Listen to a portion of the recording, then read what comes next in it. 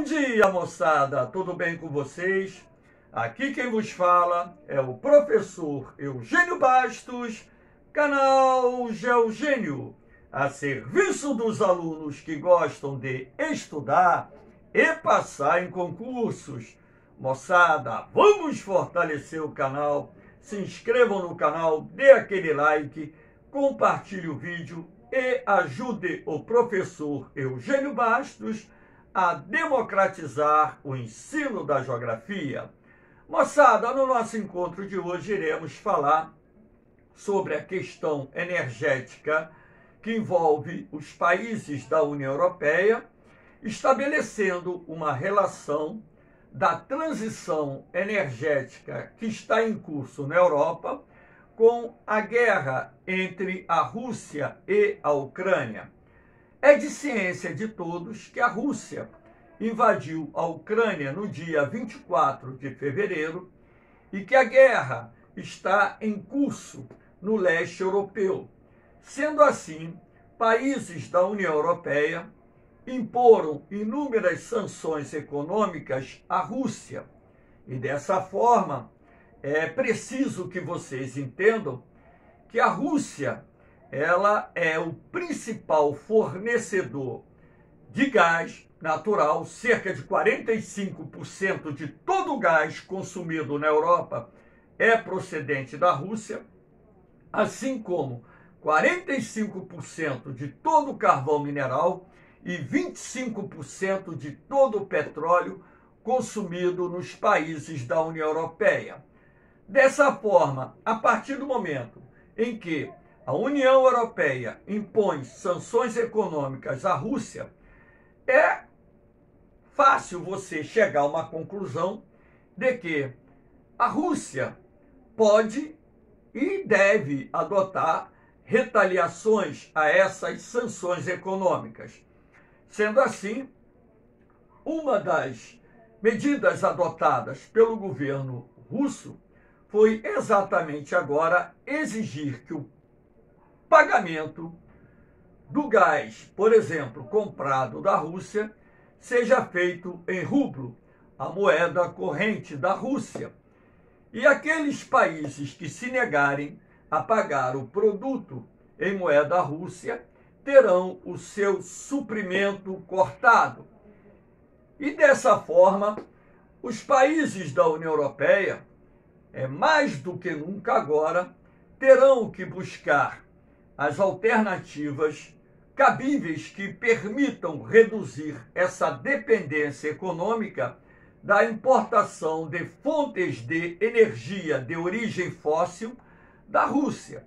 Então, o objetivo do nosso encontro é justamente fazer uma abordagem sobre as alternativas que serão e já estão sendo adotadas pelos países da União Europeia para reduzir essa dependência da compra de combustíveis fósseis procedentes do território russo. Aqui nós temos essa imagem que representa um nó que foi feito nas relações da Rússia com a União Europeia. Então, essa questão desse nó simboliza justamente o impasse decorrente do conflito entre a Rússia e a Ucrânia, que coloca em lados opostos os interesses da União Europeia e da Rússia, inclusive com a Ucrânia já solicitando o ingresso na União Europeia, diversos países da União Europeia fornecendo armamentos para a Ucrânia e também ajuda econômica ao governo de Kiev, contrapondo os interesses da Rússia, que, logicamente, pretende manter ou impor que a Ucrânia fique do lado da Rússia, ou seja, tenha um governo pró-russo que atenda a seus interesses políticos, econômicos e até mesmo militares. Então, o objetivo desse encontro é falar sobre as opções energéticas, o que os países da União Europeia estão fazendo para poder reduzir essa dependência energética da Rússia. Então aqui nós temos esse mapa que mostra a rede de gasodutos procedentes principalmente da Rússia, que abastece diversos países do continente europeu. Basta lembrar que cerca de 45% de todo o gás natural utilizado na Europa é procedente da Rússia, assim como 45% do carvão mineral e 25% do petróleo. Então, há de se buscar alternativas que permitam reduzir ou, quem sabe, até mesmo no futuro, eliminar essa dependência do gás procedente da Rússia, uma vez que o gás natural é uma importante fonte de energia utilizada no continente europeu, não só para a geração de eletricidade, assim como para o abastecimento de caldeiras industriais e até mesmo aquecimento doméstico. Sendo assim, é necessário que se busque alternativas que possibilitem reduzir essa forte dependência da Europa em relação à importação do gás, do petróleo e do carvão mineral russo. Aqui nós temos, por exemplo, a questão da transição energética, os carros elétricos. Aqui nós temos dados sobre a produção de carros elétricos, ou seja, a venda de carros elétricos nos países europeus no mês de maio de 2021. A ideia aqui é apenas mostrar a vocês de uma forma transparente que uma das alternativas que estão sendo adotadas na União Europeia é a ampliação da produção e comercialização de carros elétricos. De acordo com aquilo que foi decidido, mesmo antes do início da guerra entre a Rússia e a Ucrânia, a ideia é que a União Europeia elimine a venda de carros movidos a combustíveis derivados do petróleo até o ano de 2035. Então, as grandes indústrias automotivas estão desenvolvendo novos modelos de carros elétricos e a venda desses carros elétricos tem crescido não só na Europa, como em outras partes do mundo. Que fique bem claro que a produção de carros elétricos é uma meta traçada bem antes do início da guerra com a Rússia. Agora, com a eclosão desse conflito e com a elevação dos preços dos combustíveis derivados do petróleo, o processo está apenas se acelerando para que essa renovação da frota automotora possa ocorrer no menor espaço de tempo possível, reduzindo dessa forma a dependência dos países da União Europeia do uso de combustíveis fósseis para a movimentação da sua frota automotiva. E dessa forma buscar também aquela meta traçada pelos países da União Europeia, que é a meta do carbono neutro, a ser alcançada até meados desse século.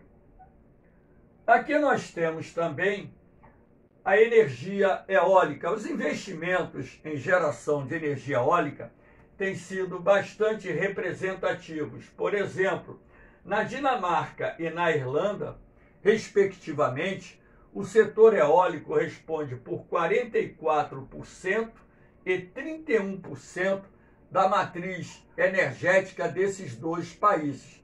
O setor eólico ele vem registrando um crescimento significativo no continente europeu.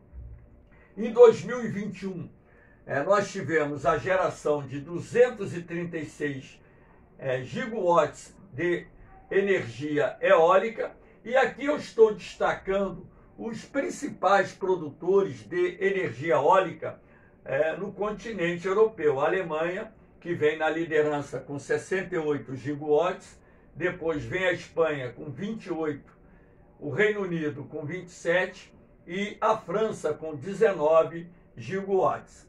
E as projeções indicam que esses investimentos estão crescendo ainda mais em vários países da Europa, uma vez que em função da elevação dos preços do gás natural, do petróleo, do carvão mineral do mercado internacional, o aporte de investimentos para ampliação e construção de novos parques eólicos em diversos países europeus tem, vamos de certa forma dizer, ganho uma dinâmica maior, o que futuramente permitirá que a produção de energia eólica tenha uma participação ainda maior na geração de energia elétrica e também na composição da matriz energética de vários países europeus.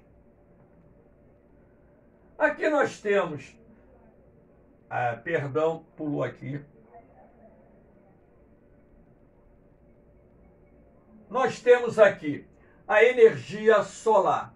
Então, os investimentos em energia solar também têm crescido bastante nos países da União Europeia. Então, as projeções de investimento indicam a construção de uma nova, vamos dizer, de novos parques eólicos, novos parques solares e também ampliação dos parques solares já existentes nos países da União Europeia.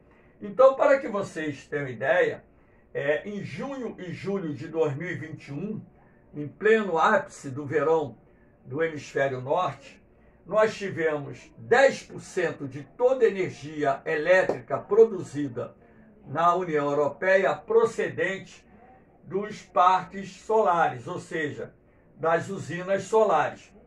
E na medida em que esses investimentos aumentam, não só na geração, como também distribuição da energia solar dentro do continente europeu, a participação dessa importante fonte de energia tende a aumentar cada vez mais.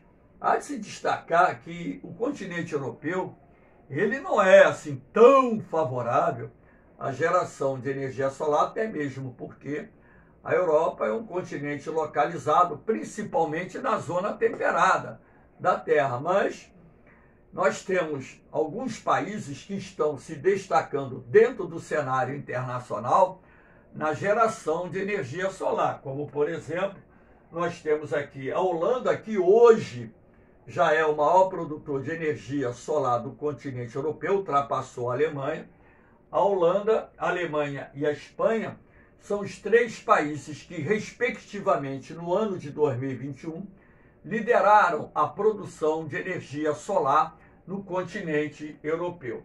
Então, esses parques solares têm sido responsáveis por cerca de 16% de toda a energia elétrica consumida nesses países. A gente destaca não só a questão dos parques solares, como também a implantação dos painéis solares em domicílios, em estabelecimentos industriais, em estabelecimentos comerciais, em fazendas, como sendo de suma importância para o crescimento da participação dessa fonte de energia na composição da matriz elétrica de vários países europeus.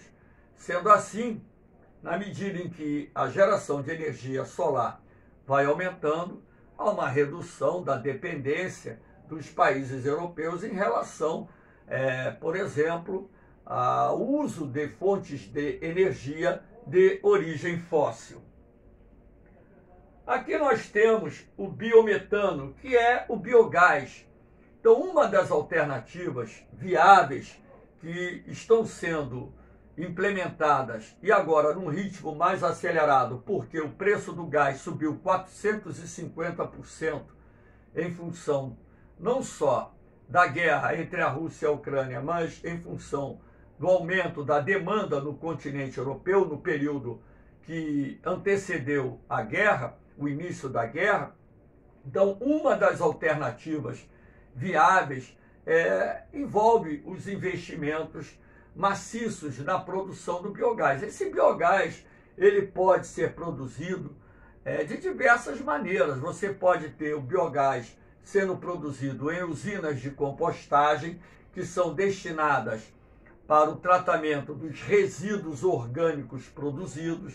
Você pode ter a usina de biogás em aterros sanitários, você pode ter a produção de biogás em estações de tratamento de esgoto, você pode até mesmo ter a produção do biogás a nível doméstico, por exemplo, nas propriedades rurais, suprindo dessa forma as necessidades. Lembrando que o gás é uma fonte de energia com larga aplicação, não só no aquecimento, como geração de energia, como abastecimento de veículos automotores, como também sendo utilizado em caldeiras industriais, consumo doméstico, enfim. Então, uma das alternativas tem sido isso. De acordo com as previsões feitas por analistas do setor, é possível que a produção de biogás venha a atender por 30% a 40% da demanda de gás dentro da União Europeia até o ano de 2050. Com os investimentos que estão sendo anunciados, teremos um aumento representativo da produção de biogás, que, segundo estimativas, pode crescer 5 vezes até 2050, dessa forma suprindo um percentual significativo das necessidades dos países do bloco econômico a nível de consumo de gás e, sendo assim, reduzindo a sua dependência em relação à compra do gás procedente da Rússia. Aqui eu cito que a produção do biometano pode fornecer 34 bilhões de metros cúbicos de gás à União Europeia em 2030. Então, um volume bastante significativo, claro que insuficiente para atender a demanda do gás consumido dentro do bloco econômico, mas, de certa forma, com os investimentos que estão sendo feitos, vai reduzir cada vez mais a dependência da importação do gás procedente da Rússia. Aqui nós temos o hidrogênio verde, que é uma fonte de energia que está começando a ganhar espaço cada vez maior, não só na Europa, como em outras partes do mundo, inclusive aqui no Brasil já existem plantas para a produção de hidrogênio verde. O hidrogênio verde, ele é produzido através da eletrólise, quando então nós temos a separação do oxigênio do hidrogênio através de correntes elétricas. E o hidrogênio é uma importante fonte de energia que pode ser utilizada na movimentação de veículos automotores, que pode ser utilizado na geração de energia elétrica, assim como em outras atividades que exigem a demanda de energia. Então, as projeções feitas pelos países da União Europeia, por analistas que vivem nos países da União Europeia, indicam investimentos de bilhões e bilhões, dezenas de bilhões de dólares nos próximos anos na implantação das plantas de produção de hidrogênio verde, as plantas industriais de produção de hidrogênio verde. E com essas ações têm a participação não só de grandes grupos empresariais que atuam no setor energético da Europa, assim como fundos de investimentos e também os governos dos países da União Europeia. Então, é uma ação conjunta que está unindo esforços para que as plantas industriais de produção de hidrogênio verde possam sair do papel no menor espaço de tempo possível, de forma que possibilite a União Europeia reduzir ainda mais a dependência do gás, do petróleo e do carvão mineral procedente da Rússia, ou procedentes da Rússia. Moçada, espero que vocês tenham gostado do nosso encontro. Havendo qualquer dúvida, deixe a sua pergunta lá na parte dos comentários, dê a sua sugestão sobre temas que vocês gostariam que eu gravasse, porque o canal Geogênio está a serviço de todos vocês. Sendo assim, estou deixando aqui mais uma vez meus grupos lá do Facebook, cujo objetivo é fornecer a todos meus materiais em PDF sem custo nenhum para vocês. A única coisa que eu peço em troca é que ajudem a divulgar esse trabalho do canal Geogênio. Lembrando que esse canal não é monetizado, ele não tem fins lucrativos e o único objetivo dele é alcançar o maior número possível de jovens para que eu possa ajudá-los a terem uma melhor preparação para os concursos que irão fazer ao longo das suas vidas. Venham ser esses concursos nas áreas militares ou civil. Valeu, moçada! Um beijão no coração de vocês, um forte abraço, fiquem com Deus, eu vou, mas eu volto, hein? Fui!